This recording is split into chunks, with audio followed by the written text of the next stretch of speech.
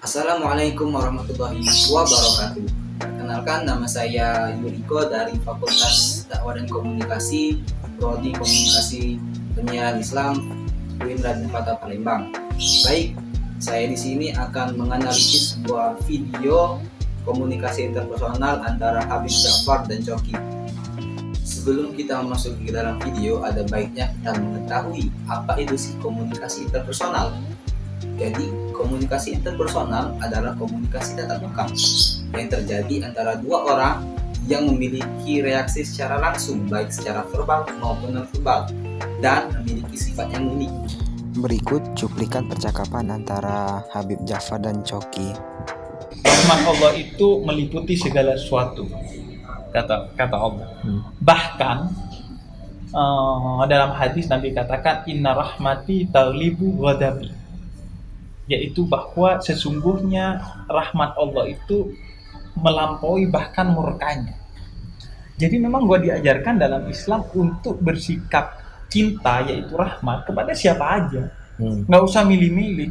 Karena kalau hanya mencintai orang yang baik, itu bukan cinta namanya, itu namanya transaksi. Tapi bahkan gue harus mencintai orang yang secara pandangan berseberangan dengan gue. Bahkan orang yang dimurkai, misalnya dalam konteks Islam, juga harus dicintai. Justru di sanalah ketulusan cinta diuji. Baik, selanjutnya di dalam video antara percakapan Habib Ja'far dan Coki terdapat bahwasanya komunikasi interpersonal itu memiliki 3 aspek yang unik. Yang pertama yaitu afeksi, yaitu adalah keinginan untuk saling memberi atau mendapatkan kasih sayang, bisa dilihat dari video tersebut. Yang kedua yaitu adalah inklusif. Apa sih itu inklusif? Yaitu keinginan untuk menjadi orang lain atau kelompok sosial tertentu. Yang ketiga yaitu kontrol, adalah kebutuhan untuk mempengaruhi orang lain. Gue ketika kumpul sama Coki, gue sampaikan apa yang menjadi pendapat gue.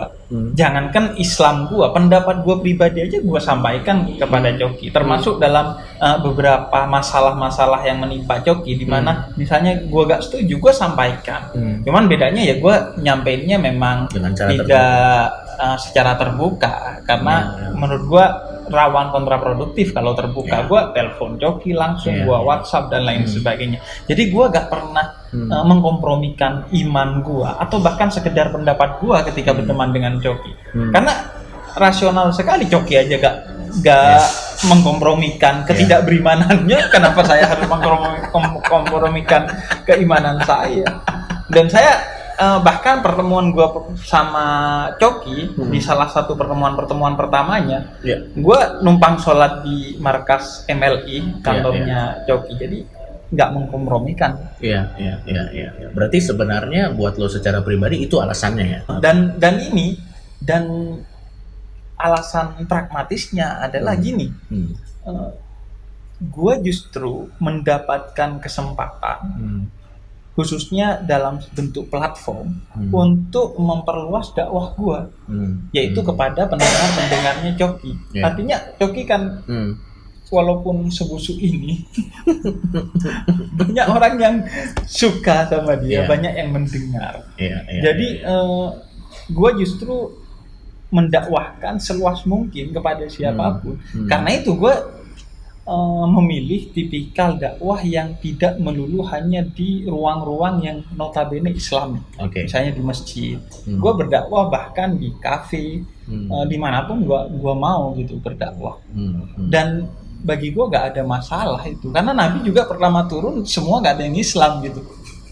Ya bertemannya, berhubungannya dengan orang-orang yang bukan Islam. Justru itu challenge-nya, bagaimana membuat Islam itu kalaupun tidak dianut oleh orang yang bukan Islam, minimal tidak disalahpahami. Tidak disalahpahami, sehingga gak ada masalah dengan seorang Muslim dengan seorang non-Muslim atau siapapun. Berarti justru pertanyaannya dari gua akhirnya jawab. Menarik nih, apa nih? Boleh. Kenapa lu ngasih ruang bagi gua untuk berdakwah di platform lu? Karena platform lu, pertama, lu bukan Muslim. Iya. Yang kedua, gua gak lucu. Sedangkan platform lu adalah majelis lucu, sedangkan gua Iya, majelis ilmu gitu. Majelis Islam gitu. Kenapa lu ngasih Iya, ruang iya. itu ke gua? Yang pertama sebenarnya walaupun memang secara kepercayaan gua tidak secara eksplisit atau memang secara kepercayaan gua sih tidak memeluk kepercayaan yang ada di Indonesia ya. Tapi kenapa gua memberikan ruang kepada lu, Bib? Yang pertama adalah ingin untuk menunjukkan kepada teman-teman semua bahwa walaupun saya tidak memiliki kepercayaan, saya tidak alergi dengan orang-orang yang memiliki kepercayaan. Oke. Saya tidak punya atau gua tidak punya agenda untuk menghilangkan kepercayaan dari Indonesia atau NKRI yang kita cintai. Tidak pernah terbersit terpikirkan sedikit pun gitu. Jadi sebenarnya ini untuk menunjukkan bahwa ya saya tidak punya kepercayaan, itu pilihan pribadi saya dan saya sangat tidak bermasalah kalau orang lain punya kepercayaan gitu. Tidak pernah ada terbersit sedikit pun di pikiran saya, mari kita ateiskan Indonesia. Nggak pernah sama sekali. Dan menurut saya orang mau percaya apapun itu juga itu hak asasi dia dan itu terserah. Itu yang pertama. Jadi saya tidak alergi dengan orang-orang yang memiliki agama. Terdapat model komunikasi yang interaktif, yaitu komunikasi yang terjadi antara komunikator dan komunikan dengan timbal baliknya yang cepat.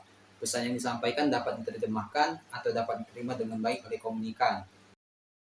Di dalam video tersebut terdapat komponen komunikasi interpersonal agar dapat berjalan dengan baik. Yang pertama yaitu Habib Jafar mampu memahami keterampilan dalam berkomunikasi. Bisa dilihat bahwa Habib Jafar terampil dalam berbicara dengan Coki sehingga proses komunikasi tersebut dapat berjalan dengan baik.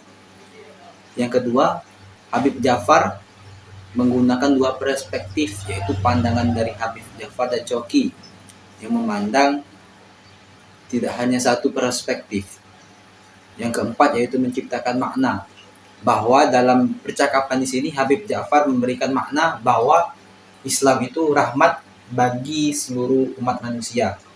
Dan yang terakhir yaitu memiliki etika dalam komunikasi. Tentunya Habib Jafar di sini berkomunikasi dengan etika yang baik sehingga komunikasi yang dilakukan dapat berjalan dengan baik pula. Di dalam pandangan jendela jauh hari, komunikasi yang dilakukan antara Habib Jafar dan Coki telah mencapai posisi aman. Mengapa dikatakan posisi aman? Karena Habib Jafar memandang Coki secara positif. Begitu pula sebaliknya, Coki memandang Habib Jafar sebagai orang yang positif. Demikianlah analisis komunikasi interpersonal dari saya. Lebih dan kurangnya saya mohon maaf. Saya akhiri. Wassalamualaikum warahmatullahi wabarakatuh.